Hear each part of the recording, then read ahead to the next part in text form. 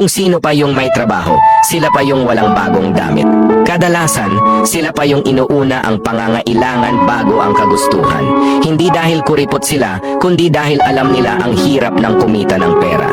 Bawat pisong dumadaan sa kamay nila ay may kaakibat na pagod, puyat at sakripisyo. Kaya bago bumili ng bagong damit o anuman, mas inuuna nila ang mga bagay na mas mahalaga, pang-aral ng kapatid, gastusin sa bahay o ipon para sa kinabukasan. Hindi ibig sabihin nito na wala silang pangarap para sa sarili. Ang totoo, sila ang may pinakamalalaking pangarap, pero alam nila ang tamang oras at paraan para marating ito. Minsan nga, kahit gusto nilang magluho, natututo silang magtiis dahil mas masarap sa pakiramdam na may ipon kaysa may luho.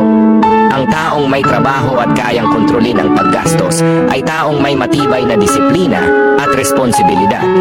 Hindi man nakikita sa panlabas na anyo ang bunga ng kanilang pagsisikap, pero sa mga bagay na mahalaga, tulad ng seguridad ng pamilya o sariling kalayaan sa utang, sila ang tunay na mayaman. Sa huli, hindi naman sukatan ang bagong damit o gamit para masabi kung gaano kaganda ang takbo ng buhay. Ang tunay na tagumpay ay nasa kakayahan mong pamahalaan ang iyong buhay, lalo na ang perang pinaghirapan mo. Kaya sa mga tahimik lang na nagtatrabaho at nagtitipid, saludo kami sa inyo. Kayo ang tunay na bida.